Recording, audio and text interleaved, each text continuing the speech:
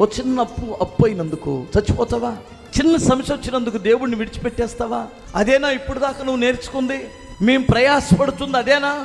ఇన్ని వర్తమానాలు వింటున్నావే, ఇంతగా ప్రభువు నీతో మాట్లాడుతున్నాడే, ఈ టైంలో నువ్వు వెనుక తిరగడం న్యాయమా?